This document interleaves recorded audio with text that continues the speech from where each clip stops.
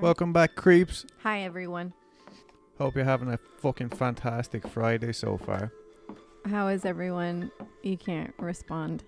I'm just going to assume everything's okay. And if it's not okay, it will be. Yeah. Right, so we're getting straight into it. Yeah. Tell me a scary story. Okay. Scare my pants off. All right. So I'm going to cover some material that is, I guess, near and dear to my heart. And when I say that, I mean, it's one of the things I'm most afraid of. Oh, shit. So we're talking about aliens today. So my sources are UFOinsight.com, The Still Unexplained 1994 Ariel School UFO Alien Encounter by Marcus Louth, NOUFORS.com, Collective Evolution, UFO Afronews.net, Mysterious Universe. So those are my sources. So when did this happen? September 16th, 1994. So there was a school in Rura, Zimbabwe, where 62 children told their teachers that a spacecraft has landed and aliens had come out of it. They all described it using the same details. Now, not like a very, very small percentage of these children actually said UFO because a lot of them didn't know what the fuck they were looking at. Yeah. They didn't know how to process. They had obviously never seen anything like that before. And what was more accepted and prominent as far as like weird, out of the norm things of nature would be like legends of demons and evil entities and things like that. So a lot of them thought maybe that's what it was. So yeah. That's so interesting though, because it's just like goes back to what we were talking about the other day, like not on the podcast, just me and Dulce, because we do talk sometimes, just the two of us, about aliens and Egyptian and fucking ancient cultures and stuff, and like weird hieroglyphs.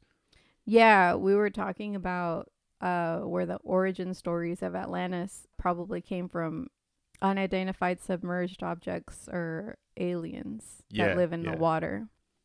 But it's interesting that even now, somebody who doesn't necessarily know what, like, they don't have that reference to like sci-fi movies or anything. Yeah. Straight away they think, fuck, this is a demon. Yeah. Or I don't know. Yeah, more likely a demon. Yeah. Some religious thing anyway. The end of times. Or just like, lore. It doesn't have to do with religion. Oh, well, yeah. On this particular Friday, the teachers were having a staff meeting inside the school while the children were outside during recess. They were being loosely supervised by one adult who ran the, quote, tuck shop. A lot of you listeners probably know what a tuck shop is. Most of the Americans probably don't. I didn't know what it was until Adam and I started dating, and he told me he had one in his apartment complex. Oh, yeah. Yeah. Used to frequent it. Yeah, and I had one in school as well. Scruff's tuck shop. So I guess we had one too, but I just didn't know it was called a tuck shop. We just called it the bakery because they made cookies like in-house. In your school? Yeah. It was like a part of a home ec project. Like basically all the kids that were on home ec made the cookies and sold it for like 50 cents. That sounds fantastic. No, ours was just a grumpy old man who would buy stuff from like the cash and carry, or even sometimes, if it's like supermarkets are selling stuff that's gone out of date, so they sell like a whole case of Coke for like $4 or $5. Oh, okay. And then he would sell it to the students out of date and make a huge profit on it. It was great. We loved it. Yeah, I mean, the menu at the cafeteria can only give you so much. Or even if you had that option. I know you said that you didn't. Yeah, no, ours was just like sweets. It was great. Right. So for our American listeners, basically it's just like a little shop on school premises that sells, like what Adam said, candy, snacks, soft drinks, like that. So that was who was loosely supervising these kids. Okay. As the children were running around and playing, silver spacecrafts appeared in the sky, followed by a few smaller silver crafts in tow. These UFOs would vanish and reappear several times while they were in the sky. Now, I wonder, do you think this might imply the capability of traveling at the speed of light? Maybe teleportation, parallel universe hopping, or what? I mean, yeah, like, or Jesus Christ, I don't know. I mean, think about that. Because, like, remember we were talking about during your story, like the popping in and out, and out. Yeah, of different fucking realms Exactly. or whatever. Yeah. Or like it's you like said, a consistent theme. yeah. Even with Bigfoot stories, there's a Oh lot yeah, to that's say. a good point. But or are they just traveling so fast that the kids are losing sight of them? Very true. Also a possibility. Yeah. Anyways, the children ceased their schoolyard games to stare at the sky, as you do, as the spacecraft kind of just hovered above them. The main craft then darted to a hill close to where they stood and landed on the ground about 300 feet away amongst a handful of gum trees. So the space in this area was like there was like scantily clad with some trees because they were clearing the area because that area was still school property. Right. So I guess they had like some plans to build more buildings there or just do like have a project there. But the only thing separating the children from the spacecraft was a fence. Just a shitty little fence. Just a shitty little fence. Wow. Imagine being those children though. Yeah. Best day of school ever. So the area where the spacecraft had landed, that area was like I guess another reason why you wouldn't go near that area now is because it's like chock full of fucking aliens. But before that, it like the kids knew they couldn't go back there. So it was school property, but the kids couldn't go back there. Yeah. Nobody could go back there unless you were actively working, chipping away to clear the area. Mm-hmm. But like them landing so close to the kids was not even the worst part. They watched as a small man, about 3 feet tall, walk out of the ship. He was extremely thin, had long black hair, and huge black eyes. The little man then started walking towards the children. Holy shit. Yeah. There was another little man on top of the spacecraft who was watching the one who was walking away. I guess like keeping guard or some shit. Yeah.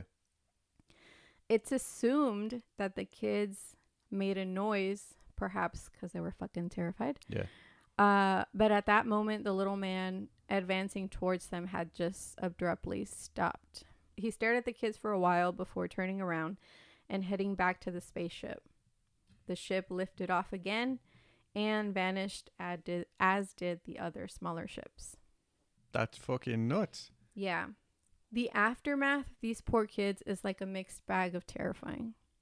These kids ran inside the school, crying and just inconsolable. Like, it just makes you feel so bad for these kids. Because I guess I forget, like, that's how naturally kids would react. Like, they'd cry. Yeah. Like, what is happening?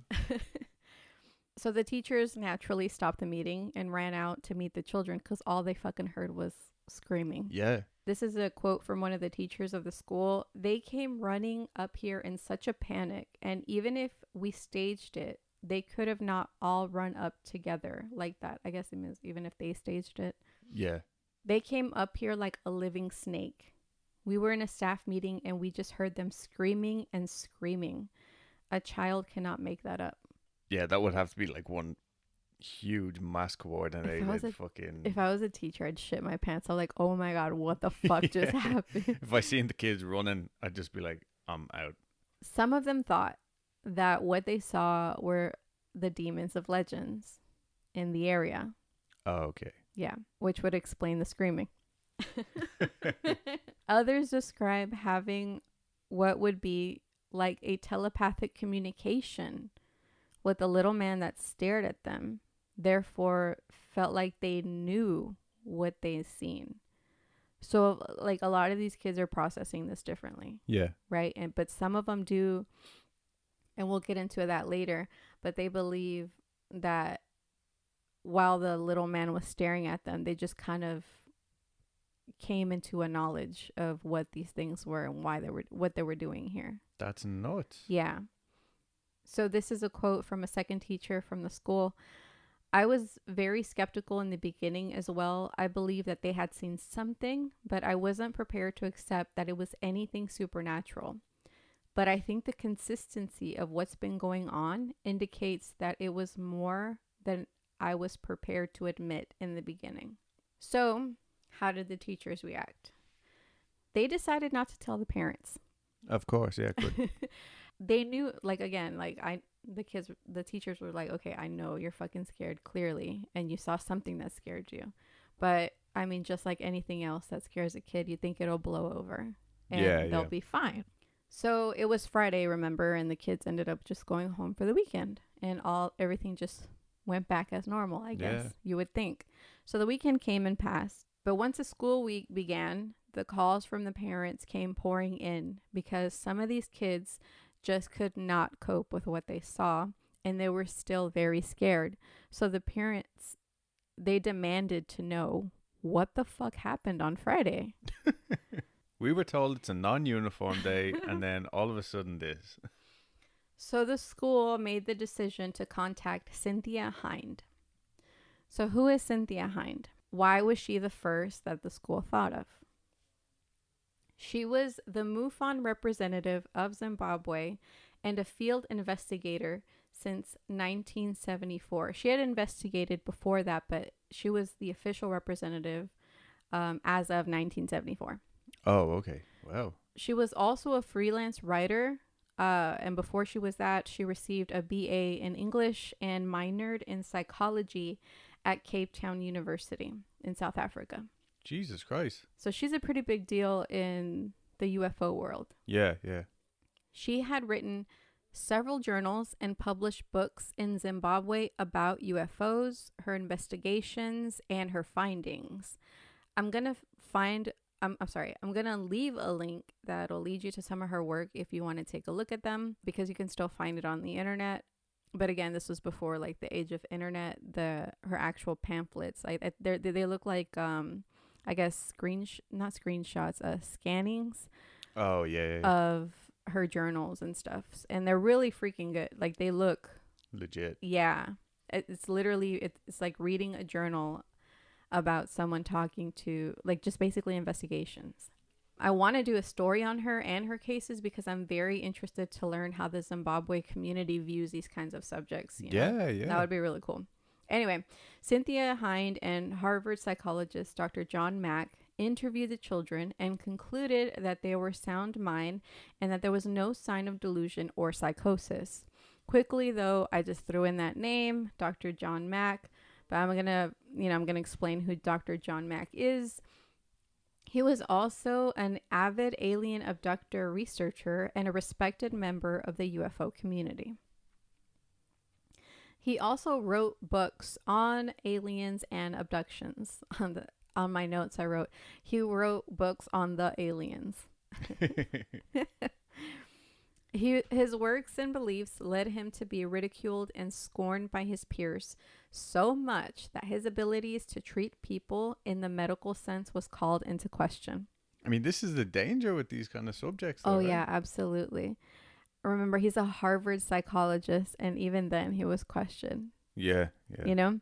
Like, that's the epitome of, like, he the best schooling. Harvard. Yeah, exactly. So Harvard then formed a committee to assess him. Like, this literally went down.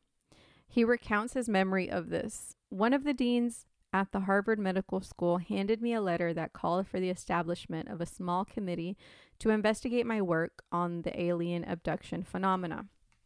After explaining vaguely that, quote, concerns had been expressed to the university about what I was doing, in parentheses, although he told of no specific complaint, nor was any offered in the letter, he added pleasantly, for he had been a friend and colleague, that I would not have gotten into trouble if I had not suggested in the book abduction that my findings might require a change in our view of reality, rather than saying that I had found a new psychiatric syndrome whose cause had not yet been established.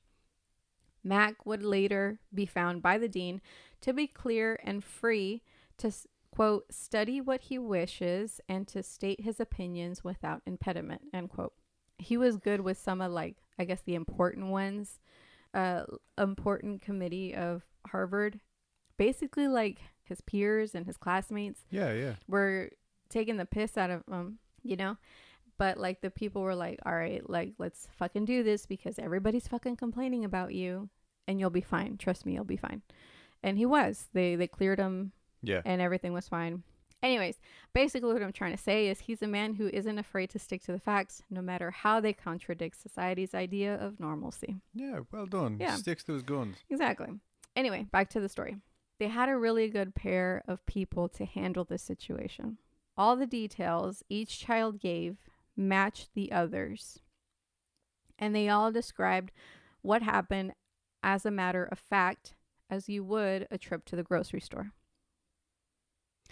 One of the kids who felt like they received a telepathic message said that they think that they came to tell them that they were not looking after the planet properly. Other kids said they received messages in the form of mental images. They said the beings showed them the end of the world, where, quote, all the trees would go down and nobody would be able to breathe, end quote. They described these beings as holding them with their gaze as it placed these images into their minds. I have a quote from one of the witnesses about the incident. Her name is Emily Trim.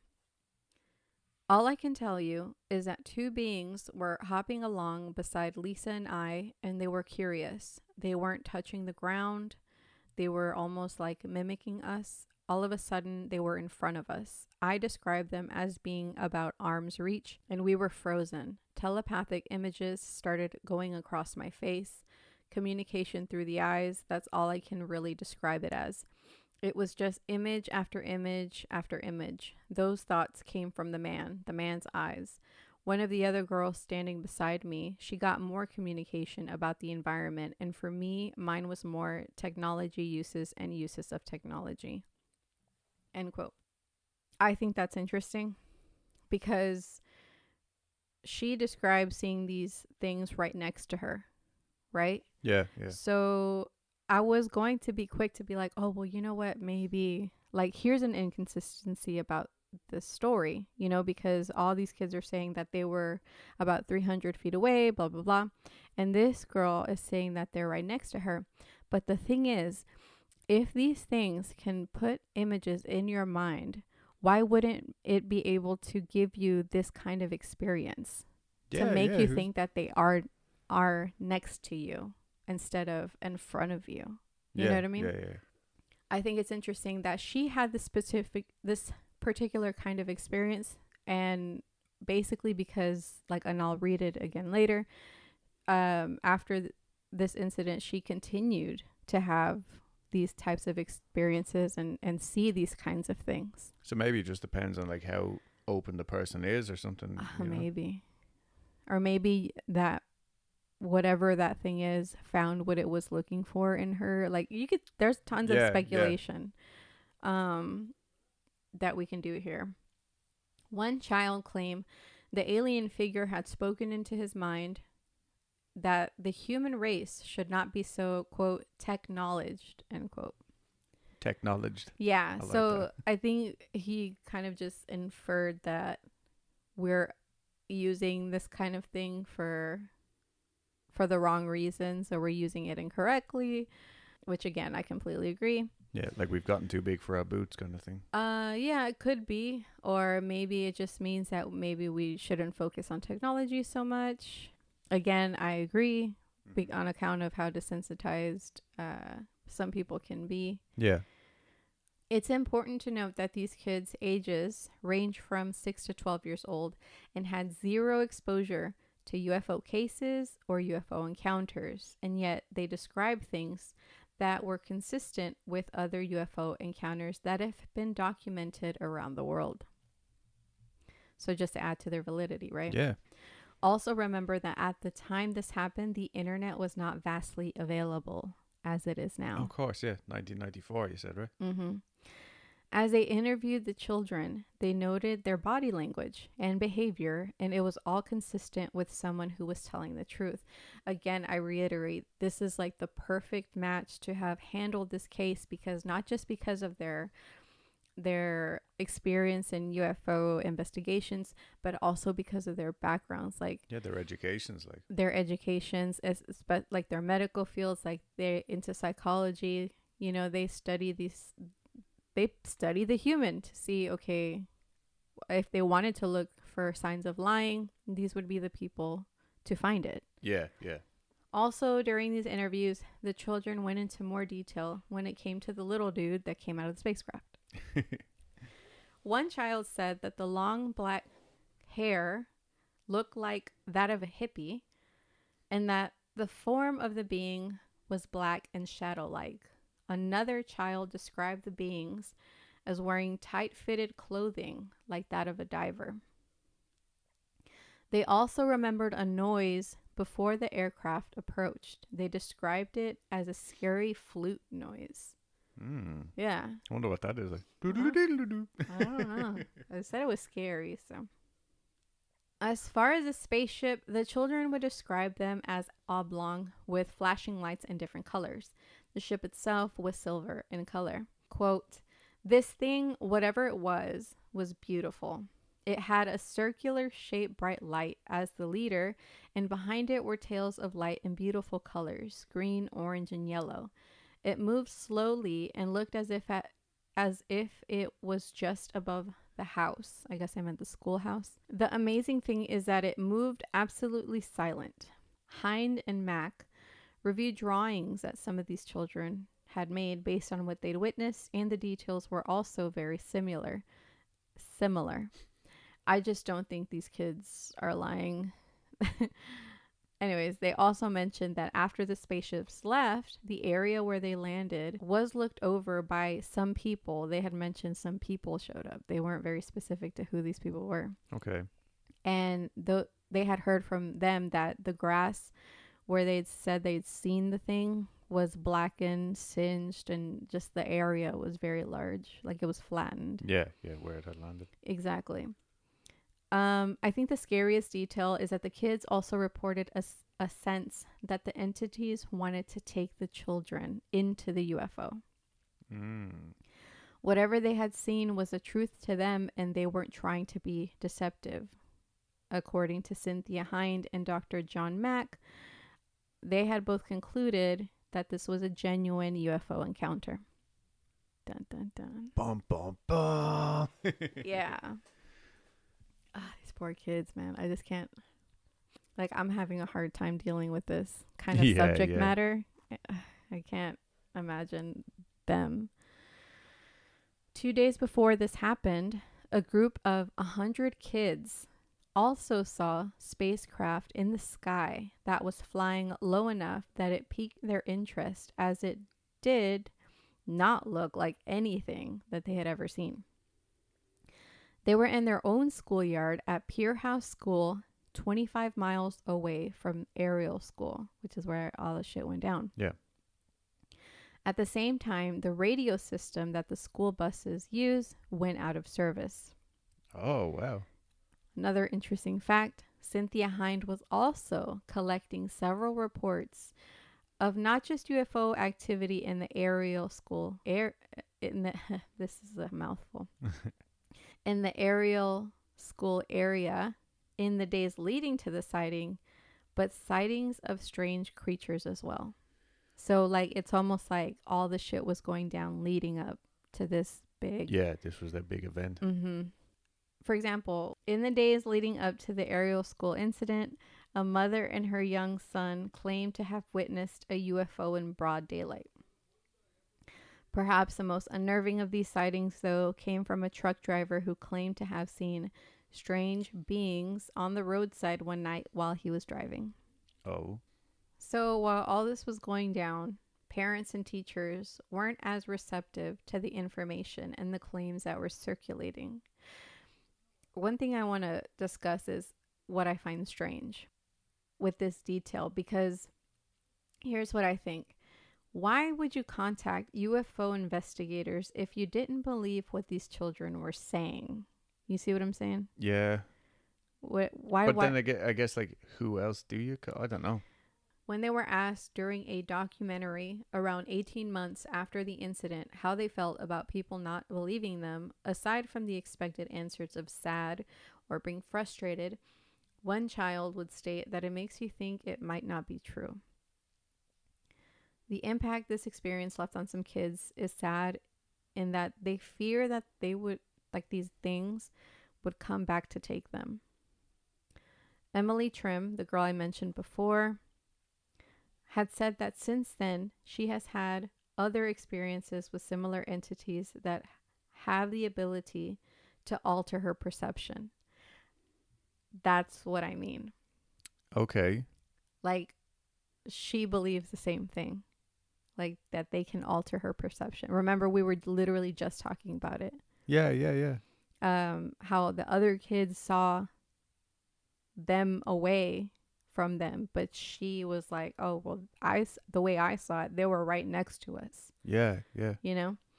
Her and her friend Lily saw the same thing.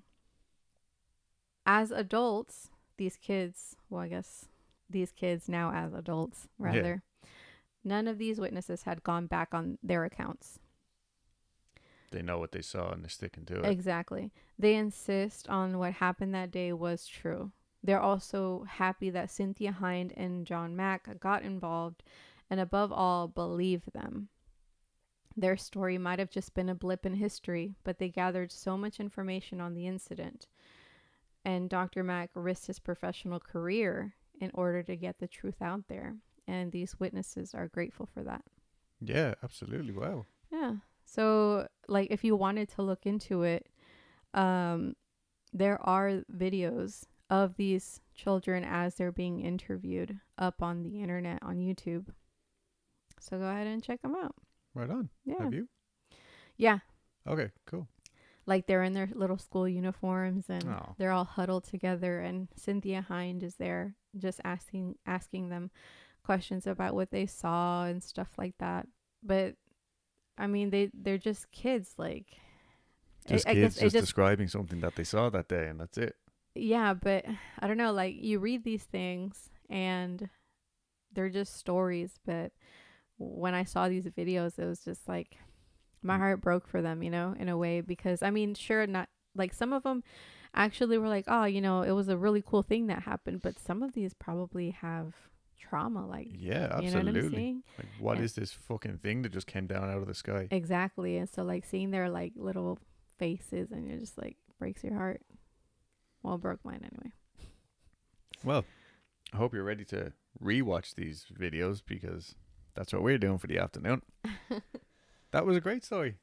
Thank you. Yeah, no problem. Thank you for entering my ear holes with this information. Yeah, no problem. Are you ready for the conclusion of the Demon of Brownsville Road? I'm kind of cold. Can you hand me that sweater over there that's hanging off the hook? Yeah. Can you sling your hook? I heard you saying that to Max yesterday. I was like, who she thinks she is? Okay.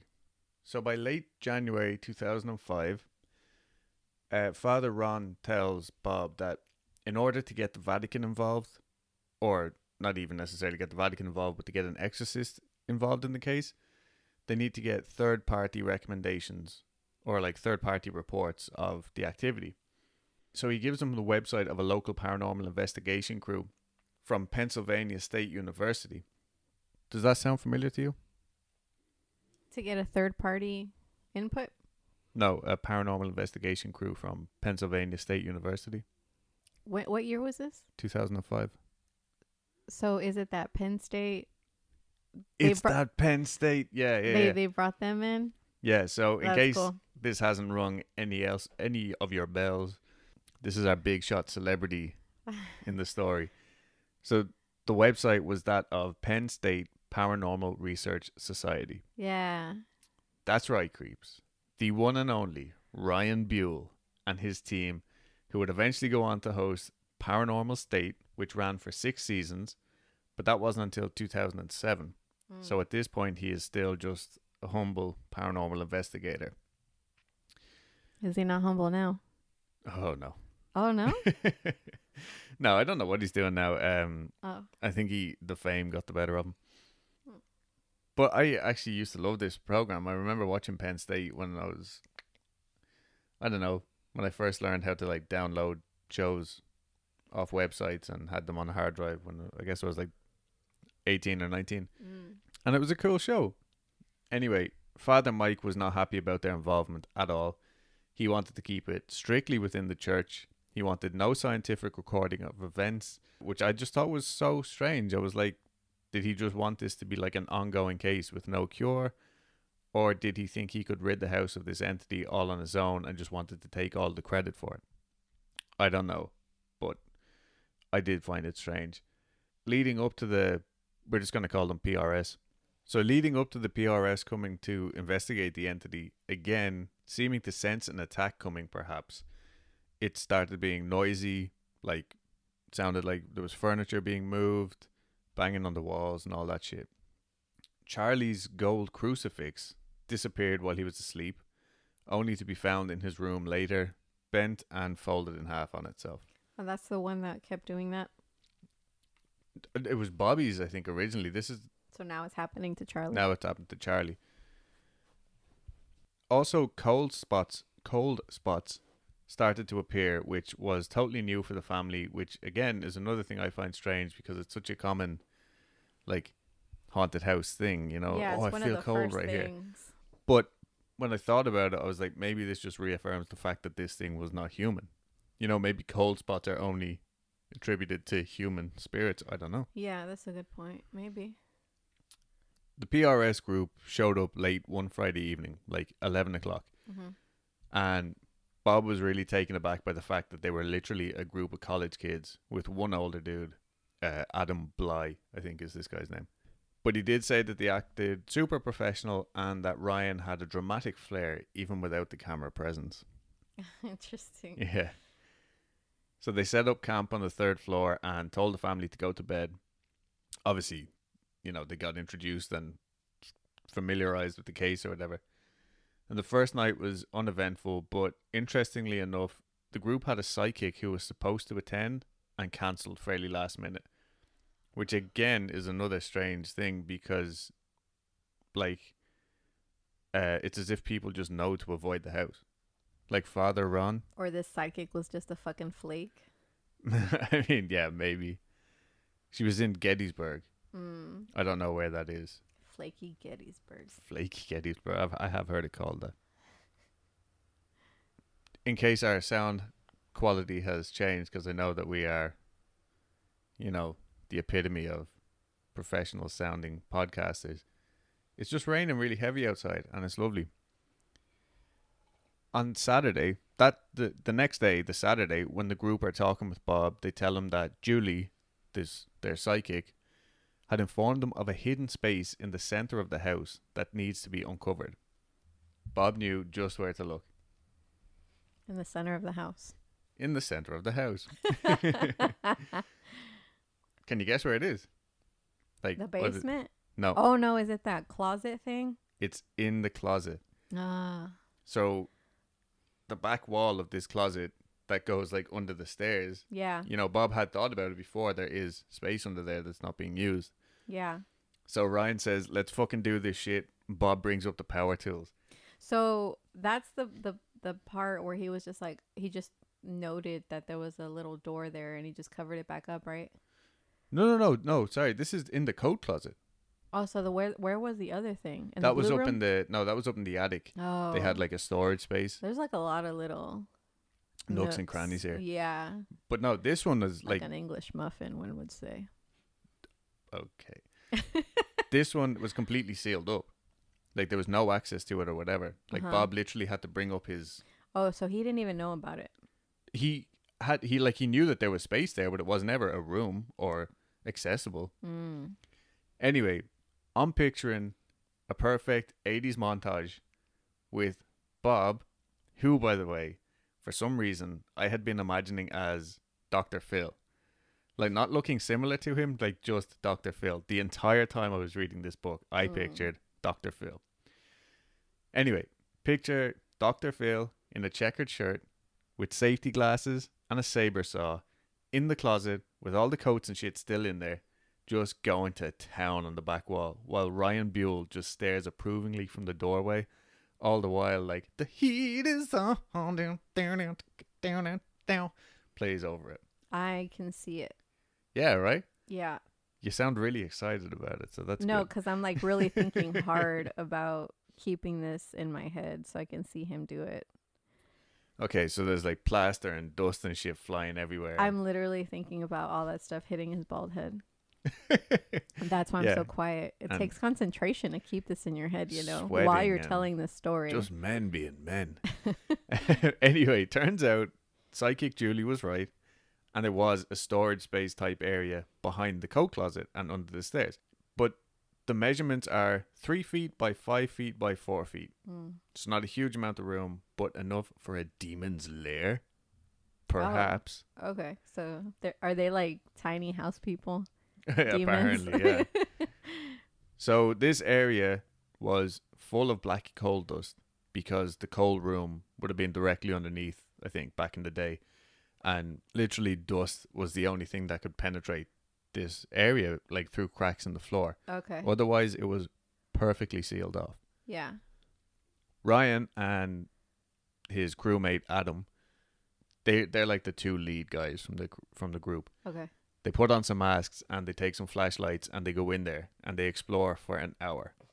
Now, after saying how small the space was, I don't know how they were in there for an hour. Yeah. Whatever they were doing in there, they found some pretty interesting shit. A large stone of amber, big enough to cover the palm of Bob's hand. The complete skeleton of a small bird. Whoa. A king of spades from one deck of cards. The queen and 3 of hearts from another deck of cards. A Lego toy belonging to Charlie. And a crumpled piece of paper. Now let me tell you what was on this piece of paper. And then I'll show it to you because I actually have pictures of it. On one side of the paper, there seemed to be a depiction of the view from the backyard of the house at sunset. It was a sketch of 2 pretty female faces smiling and gazing up at the sunset. One older, one younger. With birds in the sky along with large trees in the background and a picket fence in the foreground. It was signed H.P. Malik. The initials AMB also appeared on the picture, an obviously pleasant, happy family scene. The other side had a sketch of a man's face with a big nose and a cigar in his mouth, a pig's head, a man laughing at him behind his back, and a snake coiled ready to bite the man. Most interesting, the edges seemed to be scorched and it was not folded but crumpled up in a ball. So the theory behind the piece of paper was that it was a malocchio, which translates to, roughly, I guess, from Italian to evil eye. That's what the drawing is. No, that's what the piece of paper is. So it's a curse, basically, put on the house, or the Maliks themselves, by a disgruntled workman who, according to one Christian mystic, was owed money and was just generally envious of Mr. Malik's lifestyle. Again, it's a theory, but they went on to say that this curse was meant to make the entire house burn down, and apparently there had been a serious fire on the 3rd floor in the house at one stage. Also, apparently the people who built the house, like the workmen back in the early 1900s, believed that the land itself was cursed, and while the building was going on, a lot of accidents kept happening. I had asked a question on Instagram last week. This is me personally, this isn't me reading from the book. Where do poltergeists put stuff when they make it disappear? And one of our really loyal listeners who's always writing to us on Instagram, but I only know as Brees, I'm not even sure if that's a real name. So they said that they hide stuff in the walls where they live.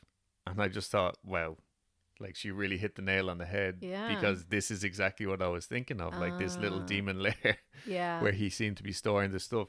Yeah.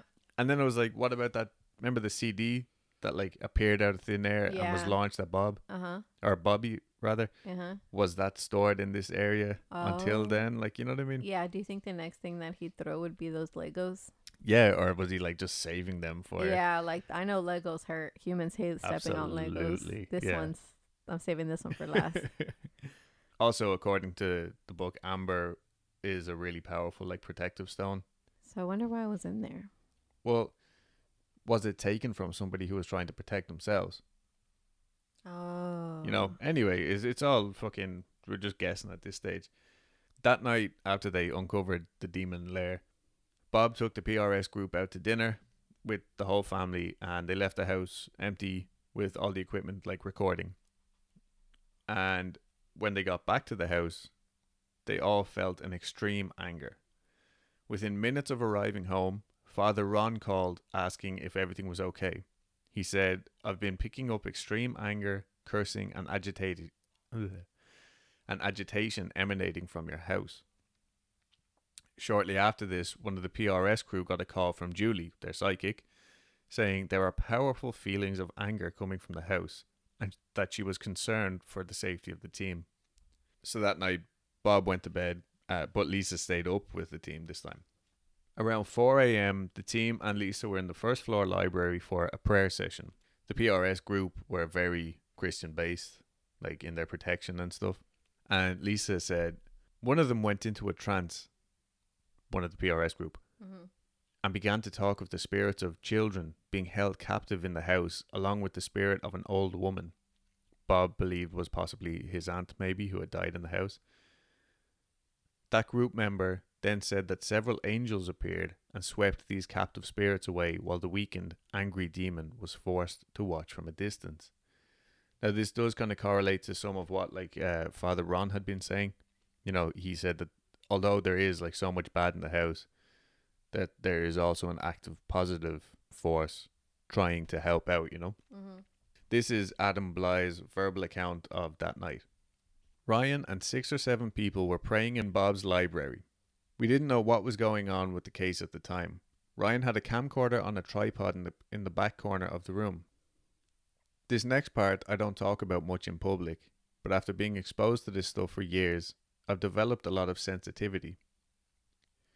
As we were praying, in my mind's eye, I felt very strongly that under the stairs, it felt like a deformed or abused child was coming towards the room, even though the door was closed. It felt sad and upset, like it was coming towards the prayer, wanting help. I felt like there was something wrong. Then a really strong evil presence came into the room, and everyone felt it. They kind of rocked back on their heels. We were in a circle, and we leaned back, repulsed by it. In my mind's eye, I saw and almost heard this mocking, evil, really arrogant thing floating up there in the room, like maybe 4 feet off the floor. And I saw that it had babies wrapped around it. It was disgusting. It was male, and it seemed to come when the child was coming for help. It was worse than repulsive. There was a camcorder running at the back of the room, and we didn't know it at the time, but it went black right before the evil presence came into the room. We were kind of freaked out, and so we said the St. Michael prayer, and then it did feel like positive forces came into the room. So this guy, like Adam Bly, actually went on to work. He left this paranormal group and went on to work directly with the church, as far as I'm aware. Like he had studied demonology or something like this. I don't know if the team got anything else in terms of evidence. Like I said, this wasn't they didn't have a TV show or anything at this stage, you know. But Bob really felt like that they had accomplished something by opening up we're just going to keep calling it the Demon's Lair, because it sounds fucking metal. But he actually took this as like a revenge for the rooms upstairs that he had lost. I see. Like he was taking that one back. Yeah. So now it's the first week of February 2005. Father Mike comes back after being busy while the PRS guys were over, because remember, he didn't want any involvement. Right. He blesses the walls on the 3rd floor after they had been bleeding, and goes down and blesses the Door of Sorrows. Charlie's mental health took a turn. The walls were bleeding? Yeah, remember last week? Oh. So Oh wait, yeah, you're right. Like Yeah. the weird shit that was on the fucking walls. I remember. Yeah, because at the end of last week's episode, Bob went upstairs to discover that his walls on the third floor looked like they were literally bleeding. And I guess this is the first time that Father Mike has been back since that happened. So that's why he blesses them. Charlie's mental health also took a turn this week. And while he was visiting his counselor, he was taken directly from the counselor's office to the hospital for observation. Bob and Lisa tried to take a weekend away from the house and booked into a nice little B&B like a couple of hours away. But as soon as they got there, Lisa gets suddenly very ill, and Bob actually had to take her to the local hospital. And they ended up like was given like medication and stuff, and he just brought her straight home. Bob felt like this was the entity's doing.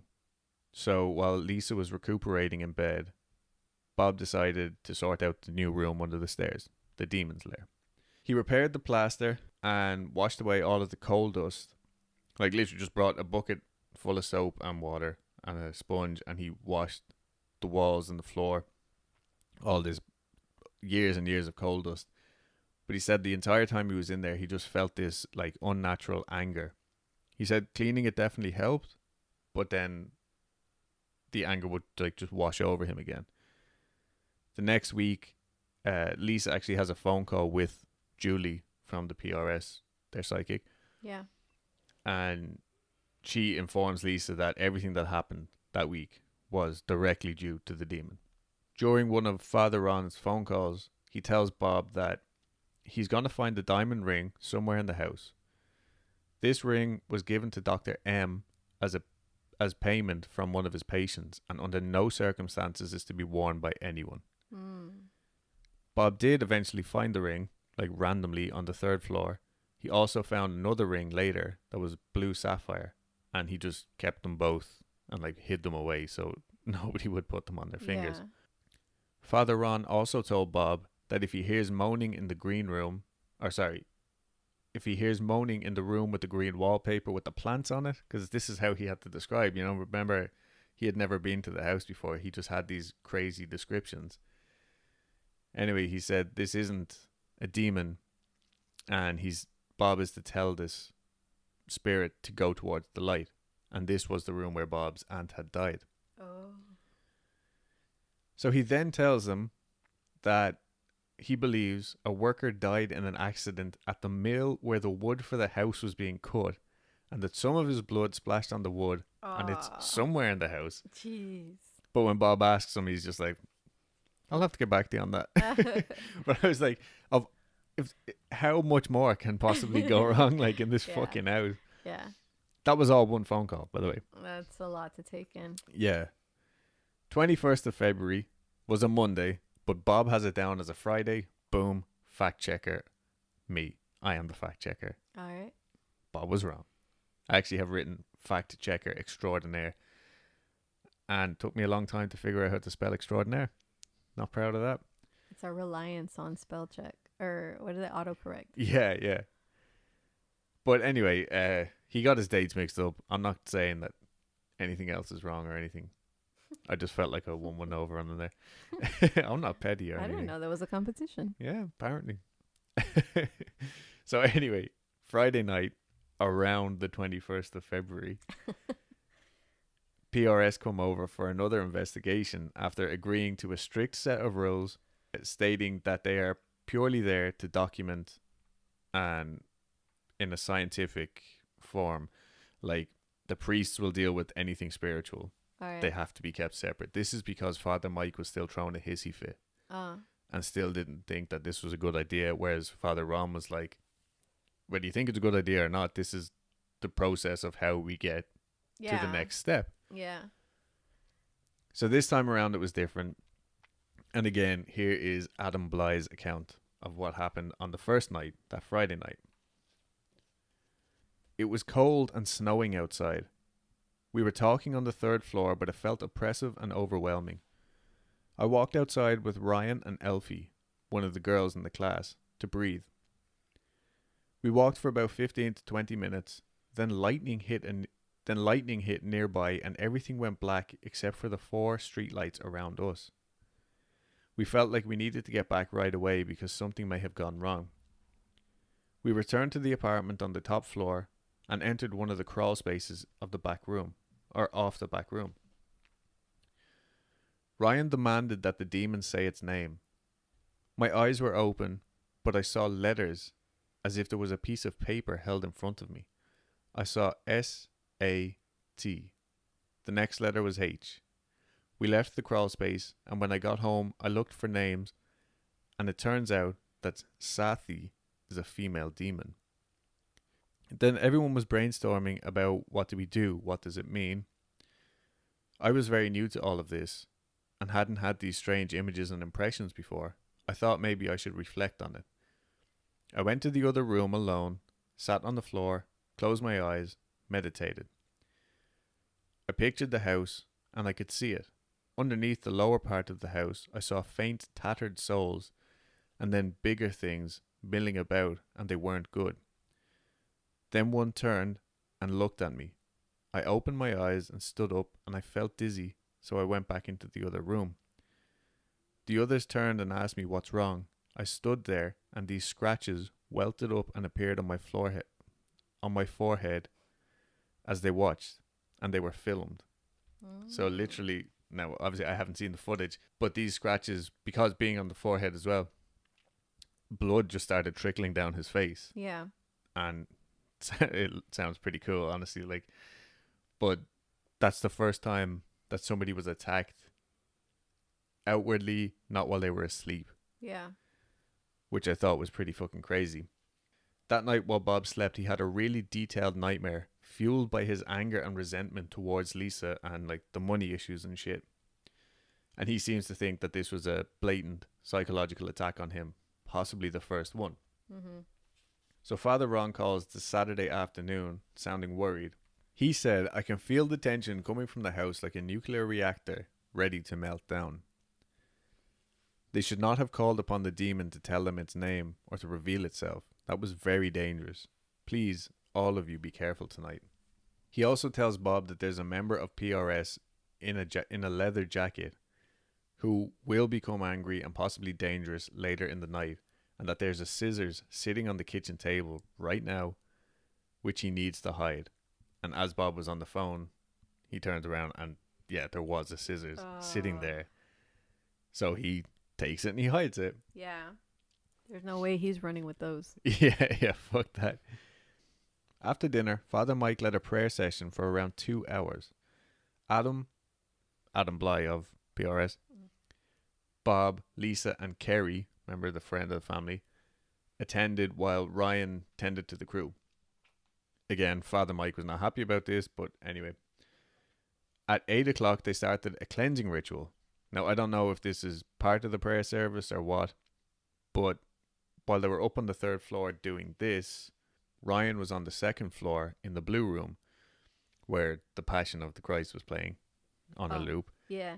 He said that all of a sudden, a sexless apparition came out of the closet and smiled at him in a mocking manner, and then disappeared back into the closet. This was nothing new for my family, but it startled Ryan badly. We continued through the rest of the house down to the basement and did not let this event distract us. Ryan wasn't the only one who experienced something strange while this cleansing ritual was going on, however. In the words of David, the lights were off and the moonlight was coming in the bedroom, and Charlie, Kerry and I were all standing there praying. Some of the PRS people were there too. When we got to the fireplace by the closet door, even though there was light coming in from the windows, that one corner became overwhelmed by darkness. You couldn't see the fireplace at all. Nothing. It was like a black cloud suddenly appeared in front of the open closet. We held hands and prayed and boxed it into the corner. Charlie and I both yelled, "Get out of our room!" and the darkness went back into the corner. Then we yelled, "In the name of Jesus, get out of our room!" Only at that point could we see our fireplace. The smell was really bad too. Good old stinky demon. So it was like the sulfur smell? Yeah, just his trademark fucking stench. Gross. Yeah. Now, I don't like the smell of sulfur. It's like that rotten egg smell. But I do like the smell of a match when you just light it? Is that a different kind of sulfur? I don't honestly know because I went to sulfur mines or something like that in Austria before, and they stank. Yeah. Like, not just like the smell of a match. So I don't think that's the same. All right. With all that had happened during the last couple of months, Bob thought they were making some real headway in this battle. But if anything, the demon became more aggressive, with blood spatter manifesting on the first floor, the entire length of both staircases, the library, the kitchen cabinets, even the wallpaper when Bob was redecorating. Like, he was pulling wallpaper off the walls and finding blood behind it. That's gross. Yeah. Bob took off. So there was a weird like door knocker on the door to the blue room. Bob removed this. Father Ron told him to leave it there. Father Mike told him to take it off. In my notes I have Father Ron told him not to, and Father Mike told him yes to. But anyway, he decided, fuck it. They were just like bickering. He was the conduit. They were arguing through him, and eventually he was just like, fuck this. He took the door knocker off, and he fucked it in the river. According to Father Ron, the door knocker had been placed there for Dr. M when he was doing his operations or anything like that. To, I don't know, like people would use the door knocker and he would be like, okay, he knows that it's safe to let them in or some shit. I don't know. Weird. Yeah.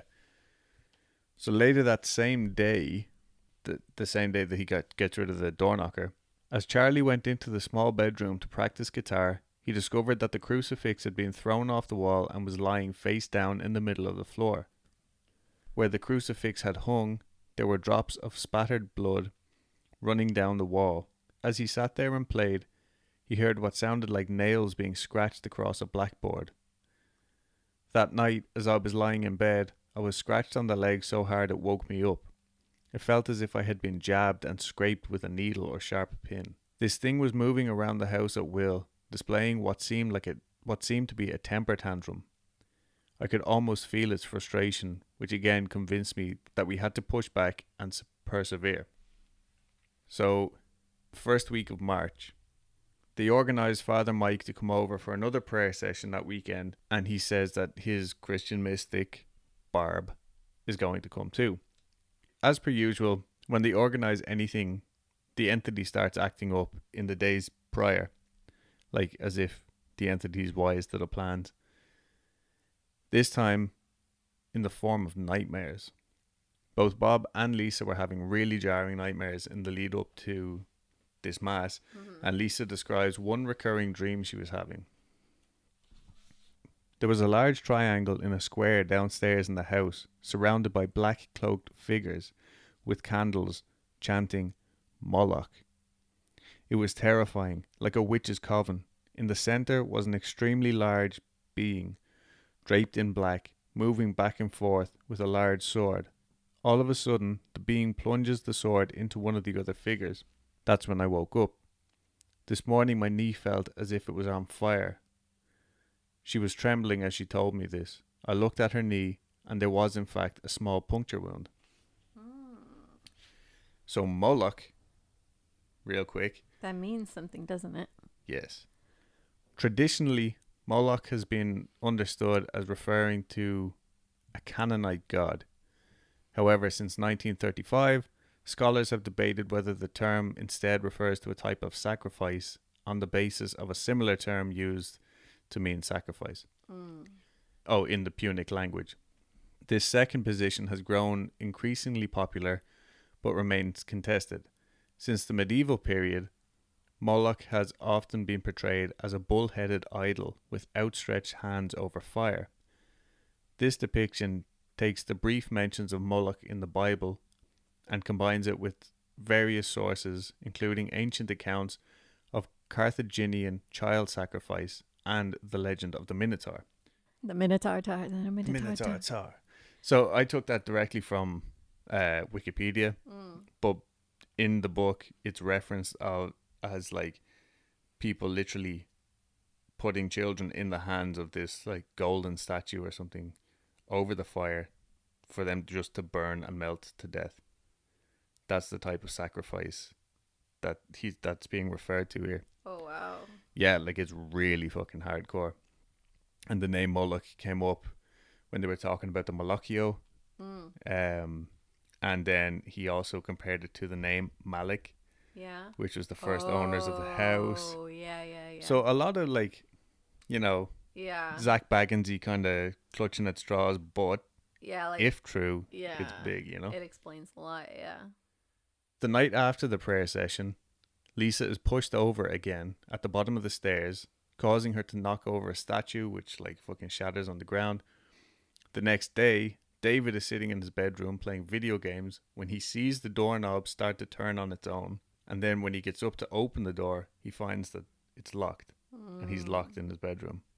But this time he physically saw someone fuck with it. Twisting it. That to me is fucking terrifying. Yeah.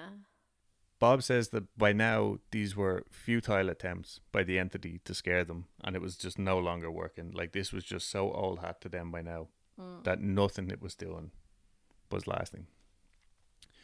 Was affecting them. That's crazy how that happens with some of these situations, It's just like, oh, fucking well, you know? But they just get bored of it. It's just, they just get tired of it, I feel like. Yeah, exactly. Yeah, which I could never, I don't fathom how.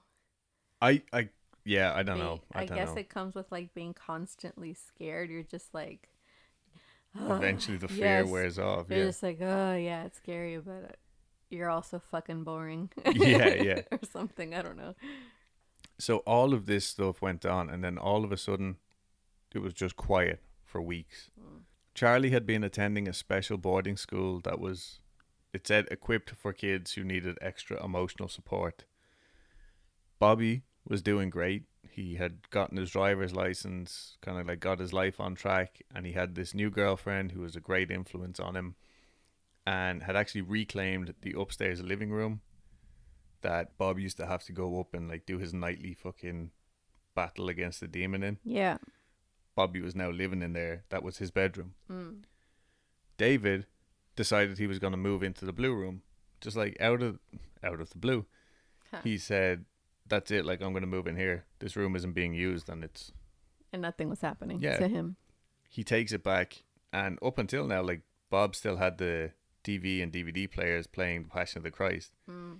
So he didn't want to just turn that off straight away, so we moved the TV and that into his aunt's old room, and the two boys had their rooms, and that was it. It was fine. So they felt like, oh, we're literally gaining possession of the house back again. Yeah, slowly, yeah. Yeah.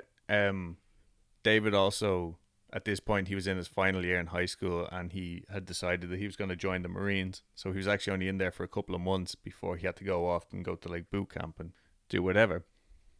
Bob was using the third floor, the apartment, as his office, and had stored like his clothes and stuff up there, set up a little dressing room, he said.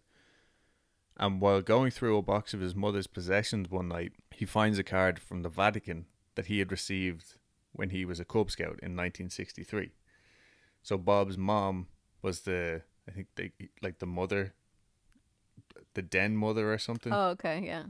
Like, she organized the meetings and looked after the kids, and she had gotten them all to write letters to the Pope in 1963. And that's peculiar. Yeah, I think it was like a as thing. As if he was Santa Claus or something. Literally, it was like these letters were to say like, thank you for all the good that you've done. I see. And they all each got individual cards back, handwritten, saying like, you know, thank you or whatever. Yeah. Go on and be holy now. And with the letter was a picture of him in his little uniform. Later that night, he happened to be looking through the bin, which I thought was okay. But he actually found the picture of him in his Cub Scout uniform, like in there, like not just sitting on top, but like buried in the bin. Yeah. And strange. So, yeah, he thought this is weird, but thought maybe like, oh, I fucked it out by mistake. Yeah. And then later on, when he's getting ready for bed, he happened to notice that the picture was now in the bin in his bathroom. What the fuck? Yeah, as he's like brushing his teeth or whatever, he looks down and there's just playing musical chairs. Yeah. So he told Father Ron this, and Ron said that this particular picture, I guess, was like attached to the Vatican card somehow, like at that time of his life. But he said it had such a strong energy that the entity just wanted to get rid of it. Now the entity has taken to the third floor for the first time in God knows how long. But the hallway would smell of sweet, fresh blood, while the rooms would smell like something dead and rotten, or like an extreme body odor. Ew. Yeah. That sounds worse than the sulfur. Honestly, yeah. And one day, Bob comes home and goes up to change on the third floor where he's keeping, like, I guess, a big closet. And on one of his white dress shirts, sitting on a hanger, he takes it off and there's just one strip of blood down the back. It sounds like as if somebody just ran their finger down the back of the shirt. Yeah. To get rid of blood. Gross. Yeah, but again, he just throws it in the wash. He's like, all right, well, fuck it. He's like, fuck you, I got laundry detergent, bitch. Yeah, I use Shout. You remember when you thought my sister was just shouting? I didn't know at what my the fuck she was nephew's talking uniform. about. Yeah. So, story time. When Adam came over here, he watched my nephew play baseball for the first time, and his uniform was mostly white. And it was like brand new, fresh out of the package white. Sparkling white. Yeah. And so I keep calling you my husband as if you're not here. Adam asked my sister, how do you get his uniform to be so white? Yeah, because all the kids are like jumping around in the dirt and the grass. Like. Yeah. And it's true. It's really hard to get white. Yeah. White. And my sister said, oh, Shout. And, and so for some of you that don't know, Shout is like a pre-soap that you spray on clothes. It's a stain remover. Yeah. And so what was going on in my husband's head was he thought it was strange because it was like, what do you mean? Does she just shout at the dirty clothes for it to get white? Like, get white, get white. What sort of Mexican magic is this? Anyway, so it's relatively quiet. And the first week of April comes around. I'm keeping these dates in for myself as well, but just as we have some sort of timeline and the events. Early one Saturday morning, as I was leaving the house for Mass at the convent, I discovered the cabinets in the kitchen were open and containers and other items were scattered all over the floor. The extra grocery bags that Lisa kept were strewn about over the basement steps. When Lisa turned on the basement lights, both bulbs controlled by the switch burned out at the same time. The glass top to a decorative kerosene lamp was placed inside the music compartment of our old pump organ, while Lisa's car keys were found on top of the grandfather clock in the foyer. There was still activity in the closet with the pull chain on the light. One afternoon when Lisa had the door to the closet open, the cat casually walked in and proceeded into the area under the steps, the demon's lair. Within a few seconds, Lisa said that the cat shot out of the space like a rocket and hid somewhere in the house. So, pump organ sounds filthy. Yeah, it does. But I thought that like this kind of stuff, to me, I thought was really fucking. It's like this entity seems to be getting more and more desperate as time goes on. It's like, well, what about now? What if I do this? And look at this. But a lot of the stuff is like shit that you would find at the start of most hauntings. Yeah. Like random poltergeist activity and shit going missing and all. Yeah. It's like he's regressing. Yeah, literally. Like, yeah. Anyway, Bob had like tried to set traps and stuff for the entity. As if you're trying to catch a mouse.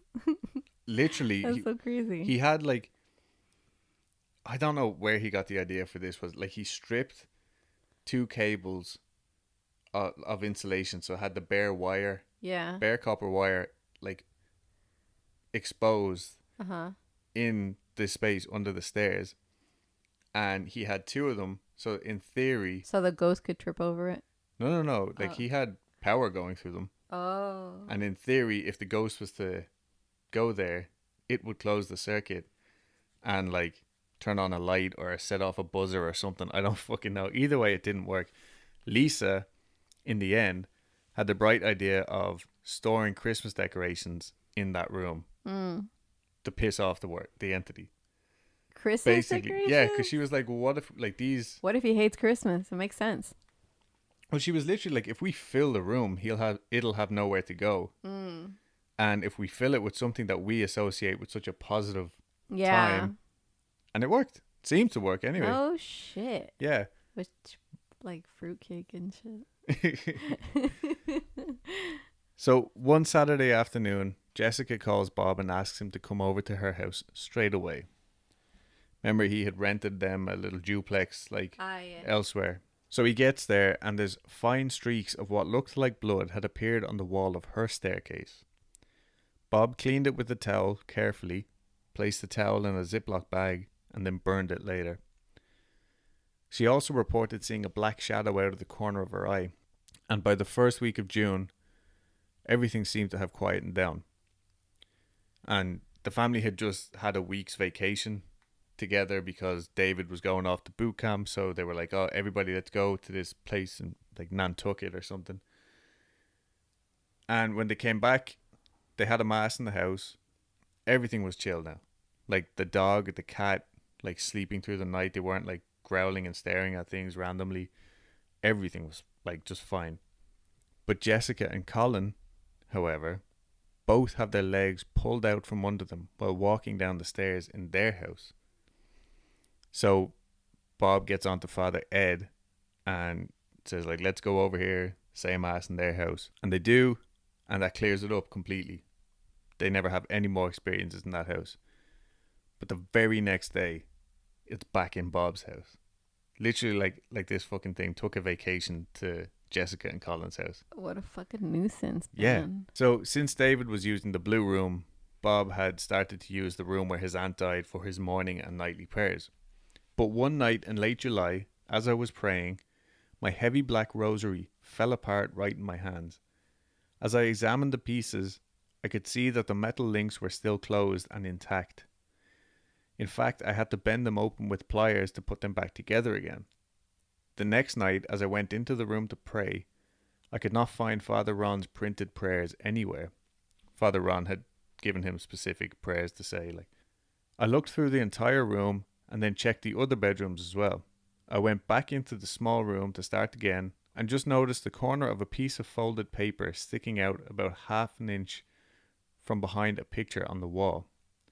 I pulled the picture out and one of the prayers fell to the floor from behind it. As I got down on my knee to pick it up, I noticed the other prayer had been slipped down in a crack between the 10-inch baseboard and the wall. What the fuck? Like, this thing is smart. Like, it knows what it's doing.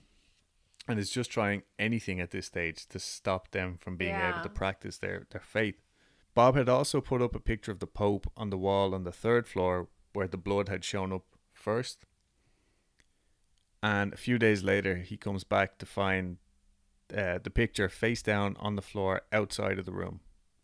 Well, I guess it's better than drawing a mustache on it. Father Ron had received the reports from the PRS and had made an official request to the bishop to get a Father James Labar, the chief exorcist of the New York Archdiocese, in, and after a bit of fucking around, he was finally scheduled to show up on September 5th. Now, just like every other time plans to attack the entity are made, I'm using the metaphor of the battle again because that's just the way they were talking about it in the book. So anyway. It's fitting. Yeah. But anyway, just like always, the entity seems to know what's going on and it starts to show its strength. And soon the house starts to smell like sulfur and rot again. And then just before his arrival, I woke up in a cold sweat and found that I was completely turned around in bed and that my head was at the bottom of the bed and my feet were on the pillow. That's what being completely turned around means. I found it very difficult to move and was in a daze, to the point that when the alarm went off at 6 a.m, I was unable to turn it off or get out of bed to go to Mass as I always did on Saturday mornings. Lisa and I both began to have very strange, perverted dreams that I can't even write about because they were so bizarre. Then, the following night, as Lisa got up to go into the bathroom, I heard a loud crash and jumped out of bed to find her lying on the floor. She had been pushed so hard against the corner of the wall that the force had actually broken the skin. As I helped her up, she said that she had been shoved into the darkness. That's scary. Yeah. So it is enough, like, to think, you know, even as I'm going through the list, it's like, Oh, there's blood on the walls. Oh, it's making banging noises. Oh, it's doing this. But then when you stop and like actually think about it for a minute, can you imagine like the way we get up in the middle of the night here, no lights on or anything, you're just like fumbling your way to the toilet and all of a sudden something just pushes you. It's one of those things that I do think about when there's no lights on. That's why I always sleep with a night light on. Yeah, yeah. I tried to sleep without a light on last night, but I panicked and I said, nope. Yeah, after about 3 seconds. So, anyway, September 5th rolls around and in walks Father James Big Bollocks Labar with his assistant priest, Father Ben. Father Ed, Father Mike, Bob, Lisa, Kerry, and Barb are in attendance. And after spending about an hour or so giving Father Labar a rundown, he starts doing this thing. He says his prayers and whatnot for about a half an hour and then tells everyone else to go and do their regular cleansing ritual around the house while he sits in the living room on his own. While they do their walk around, Father Ben, who, by the way, sounds like a fucking dreamboat, the way Bob describes him, he's like chiseled jaw, fine young man. He says he senses something in the attic room where the entity had showed itself standing over Colin's bed, which at this point it seems like so long ago in the story. And when they get to the basement, Barb, who is Father Mike's psychic friend, she feels something evil in the furnace room. And they go outside, they bless the rose bush that had been used, or where all the ashes had been buried. Yeah. And they reconvene in the living room. But when they're in there, Barb says that she has an image of a demon in chains staring up at them from the basement and asks that they go back down to bless that area one more time. And when they go down there, she is like visibly sweating and her face is like puce red, but she's the only one. And she's saying like, can you all not feel this? Like she was literally like suffocating down there. That's so strange. Yeah, but other than that like strange reaction, that was it. There was no, like, Father Labar is the chief exorcist. Yeah. At this point in time anyway. Uh-huh. He comes in and like they're expecting shit to be like go fucking nuts, but as usual this entity just it's like crafty or something. Yeah, and it just disappears as soon as they come in to hold a mass or anything. It's almost like they have to hunt it down. Yeah, exactly. So Father Labar told them to expect a few echoes in the coming months. That's what he called it, like random little events, but not to worry, like this is dealt with now. They were all out of the house by like 10 o'clock. For the next few months, all was quiet bar a few weird happenings in the basement, like Labar had said. The week before Thanksgiving, Bob found a bucket lying in the doorway to his workshop, and when he went to put it back in the coal room, he found some things had just been like strewn about and it was just like messy. And to explain the basement again, I think I did in the first episode, but basically it's just the whole underneath of the house was one floor and someone just threw up like cheap, some walls and yeah, stuff. like, but they're not proper walls. I think it's just like he said, like 10-inch planks like stacked together, and God knows when this was made, so old ass shit. Yeah. So the little rooms are just like sectioned off more so. Yeah. Anyway, around Christmas time, when the decorations had been taken out of the demon lair, the light chain was found meticulously interwoven again. But he makes a point that it was only after these decorations had actually been removed. One night that January, the smell of sulfur just randomly showed up in Bob and Lisa's bedroom. And a few weeks later, as Bob is down in the basement fucking with the water heater, he sees a black figure dart by right in front of him. Just quick as a flash. He was like, looking at whatever he was doing, and someone just like ran by him. That was the first time Bob's ever seen anything in this whole fucking thing. Like by now it's 2006. They moved into this house in 1988. Those poor fucking people. Yeah. So the 24th of February, 2006. Father Mike, Bob, Lisa, Bobby, David, Kerry, and Kerry's friend who does like missionary work in fucking Papua New Guinea or something and is supposedly familiar with this shit and is just curious. They all gather in the basement to say mass. Bob's like, this fucking thing is still here. Let's have a mass right here. It's like seemed to have been contained to the basement by now. They all go down and they have it set up in the main workshop in the basement, and he said like it literally looked like a little chapel, and the family dog starts going nuts at the top of the stairs, barking constantly until they go up and carry it down. It's like he wanted to be involved, and as soon as they bring him downstairs, he just chill. That's interesting. Yeah. Hmm. He's just said he wanted to be included. That's why he was barking. Yeah. So every time they held a mass or prayer session of any sort before, like I was saying, the entity would go dead quiet. But this time, as soon as Father Mike started saying mass, something started tapping on the wall. It was between the workshop area and the furnace room, and it would continue the entire length of the mass. Not constantly, but intermittently, just like a... I'm not going to do it, because if I was listening to a podcast and someone started tapping, it would scare the shit out of me. But yeah, just intermittently, but very, very noticeable. Now, again, they weren't fazed by this because they were just so used to this type of thing. But Bob said that he could feel the entity watching them from the doorway during the mass. And when it was over, Kerry stood up, and Bob didn't mention this at the time, but Kerry said, like, I could see it standing in the doorway.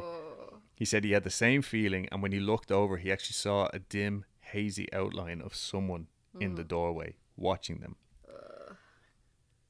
As they were talking after the mass, the family dog seemed to follow someone from one room to the next before settling in the coal room and just staring. Hell no. Now the dog, this was his behavior for the last few years. Like when he thought, like Bob was convinced that he would see the entity and he would just be standing staring for ages on end. And Bob actually took a picture one day to see what the dog was looking at, and he did catch something on the picture. Anyway, he goes into the coal room and he just sits down and stares in the corner. So Bob is convinced that it's in there.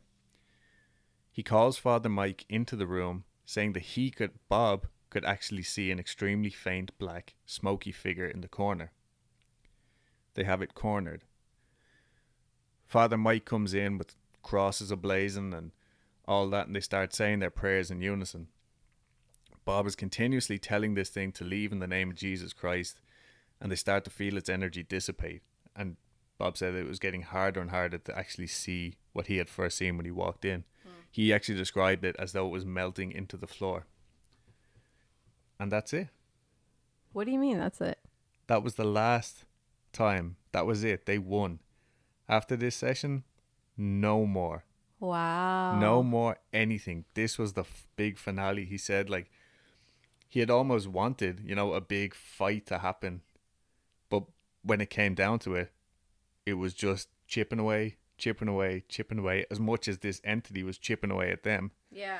But if everything is to be believed, or their fate helped them to win this fucking, 20-year long fight. Yeah. Longer than that, 28 years. I'm not quite done talking though. Sorry, guys.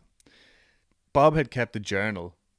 I think he kept a journal anyway, probably still does. And that's how he was able to write this book. He went back over, and with the help of Erica Mansfield, they started actually writing the book together. And Bob goes to pay a visit to Father Ron in his downtown office, just to try and clear up a few details and go over the book and make sure he's happy with everything as well. And he's telling Father Ron how amazed he is that every time he described something in the house or told him that something was going to happen, or told him the history of the house, and Bob then went and verified it, and he could find, proof Everything of these was things. True. Yeah. He was just saying, so, how did you do it? And Father Drum drops a bombshell. Oh, that wasn't me. That was my friend, Connie Valenti, a Christian intuitive who absolutely will not be associated with the word psychic. She hates everything to do with this. Yeah. She believes that she was given this gift by God, and also feels that she can communicate directly to, angelic beings and God himself. And she tried to use her gift for good. I think she was trying to help the police or something in the 60s. I'm not entirely sure. But whatever it was, word got out, and her whole community just turned on her, started calling her a witch and all this. So she had a really horrible time. Yeah. And she basically became a recluse, but had been introduced to Father Ron in the meantime. Yeah. And they were friends. And so Father Ron is like, sure, let's get her on the phone. We'll have a little call here in the office. Yeah. Now, Bob had actually met her, Bob and Lisa. Like, throughout the years, they would go to, like, Christmas parties and stuff at Father Ron's house and shit. Like, you know, they're very socialite type people. And so he knew who Father Ron was talking about, and never once, even while all this was going on. He didn't realize that that was her. Yeah, and she never came forward and said anything, other than she did say to Lisa one night, oh, your house is much quieter now, right? And Lisa was able to say, like, oh, yeah, like, thank God. But they just assumed that Father Ron had, like, let it slip to her. And this next bit is going to be quite long, like a lengthy bit of a read. While on the phone, like, naturally, Bob had, like, so many questions for her. So I'm going to give you a little bit of The conversation? yeah, an excerpt. Some terrible evil deeds took place there long ago, obviously in the house. In addition to all of the illegal abortions, many of which were late term and caused the death of the child and sometimes the mother, there was much suffering perpetrated upon women and children on your property. Before the house was built, long before, I see a mother screaming, covered in blood, screaming for her 3 daughters who were killed right in front of her. She was killed as well, and I see her still there, in the yard, screaming for her lost children. I see the spirits. I see one man in particular with a big knife. There was a massacre of the mother and her 3 children by Native Americans who were angry at their land being invaded by settlers.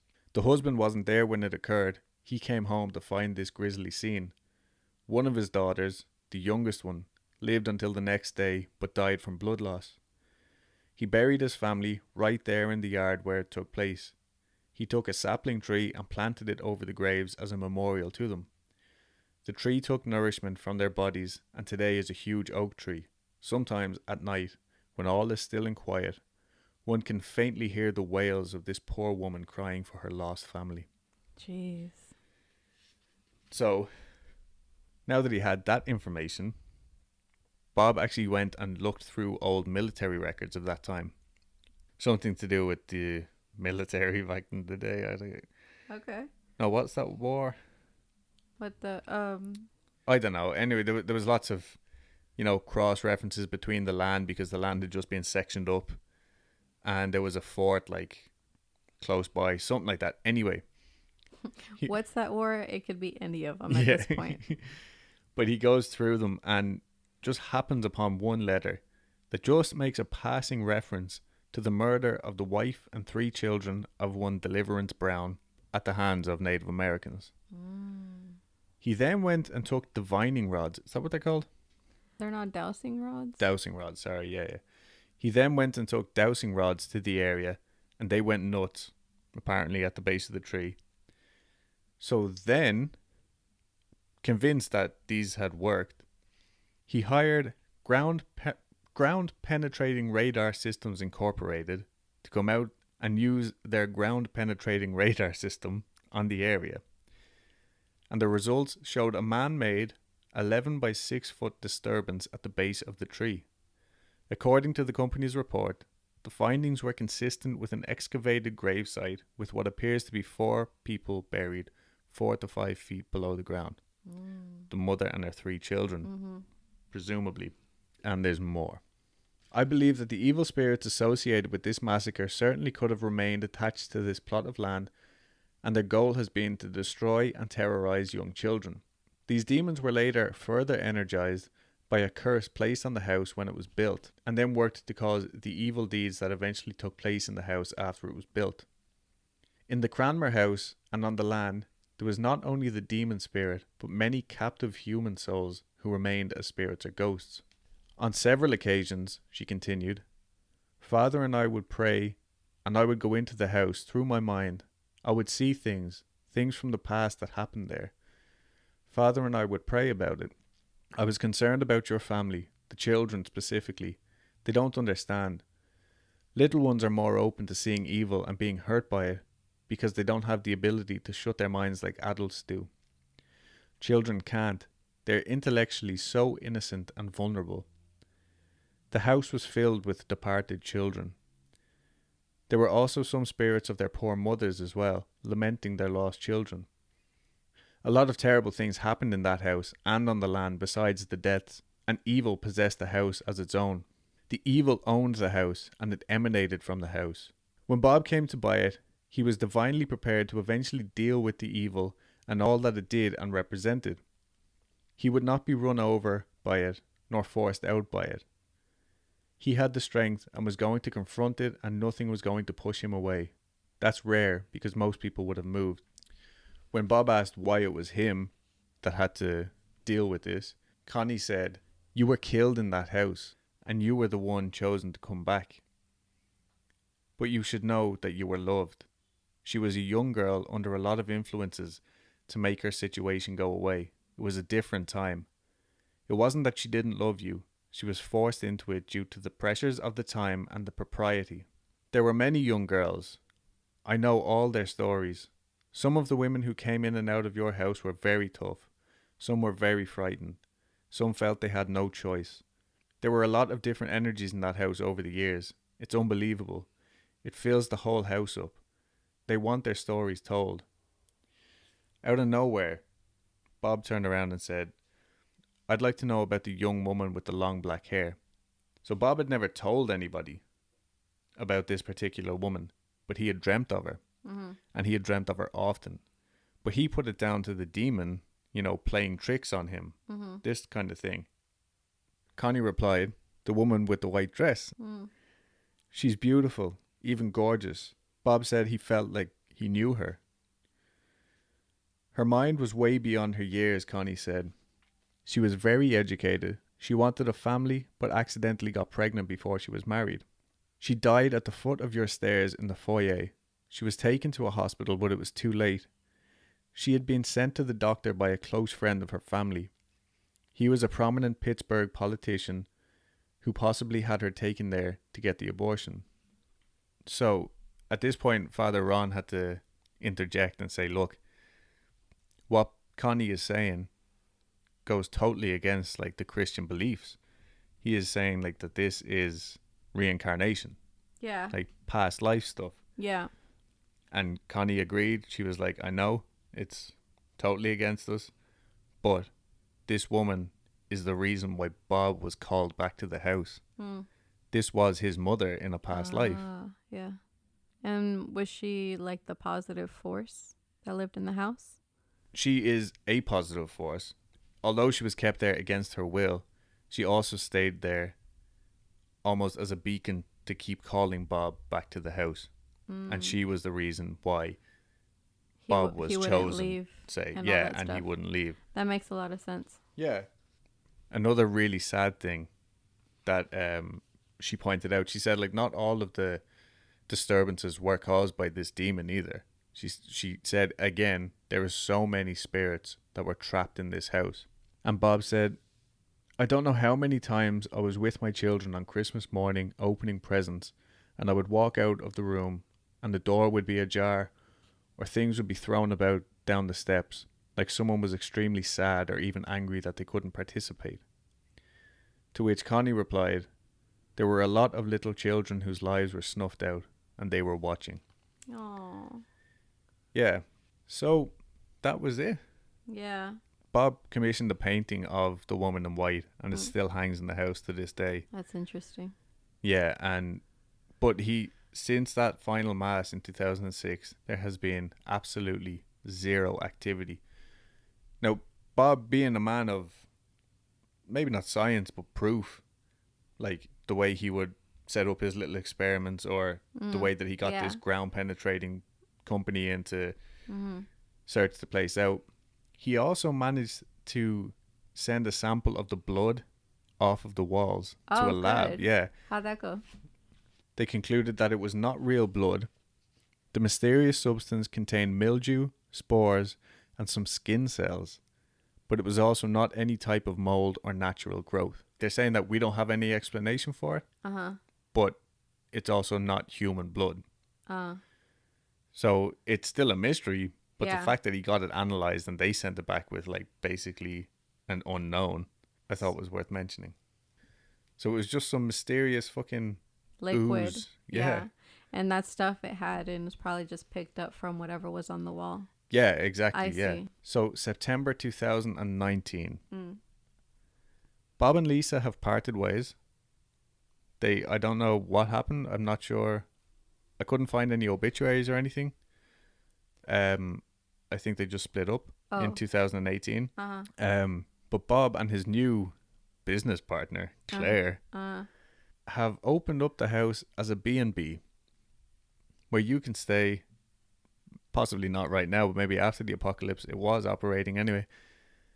Charlie is running the day-to-day operations, like Oh, cool. high tea and getting the breakfast ready. But yeah, so that's the story. All right. Thank you, Adam, for that story. All right. And we'll see you back after these messages. Yeah. So yeah, that's that. And so you can go and stay there. It's on all the regular websites, but he has said that he doesn't want people going there ghost hunting. No Ouija boards, no seances, no nothing. As far as he's concerned, they made that house quiet and they want it to stay that way. That makes a lot of sense. Yeah, he's actually just opened it up because of its age, and he's filled it full of antiques. And like they've kind of themed the rooms a little bit, like. But there's the blue room.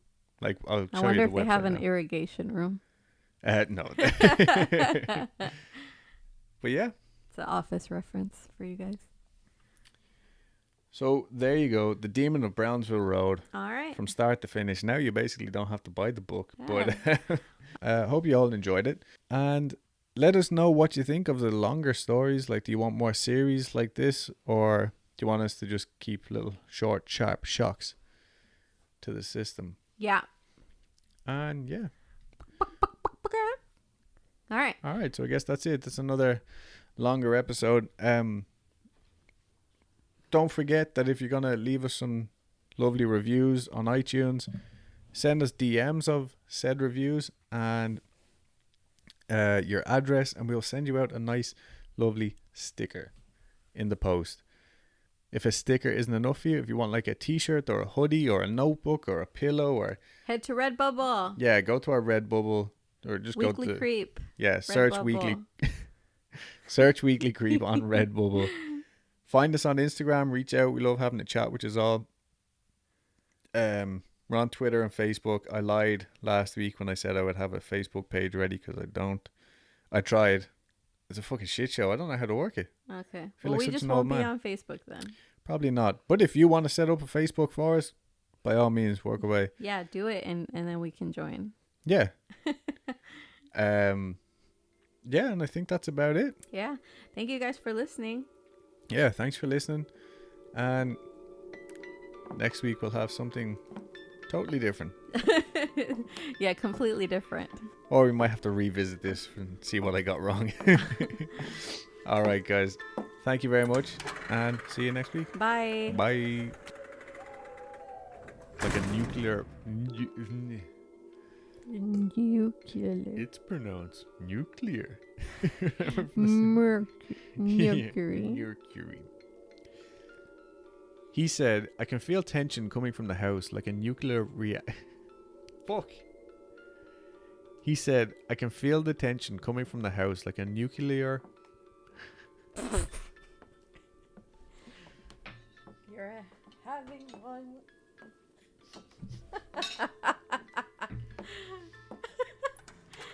Spilled water on yourself. It's all over me.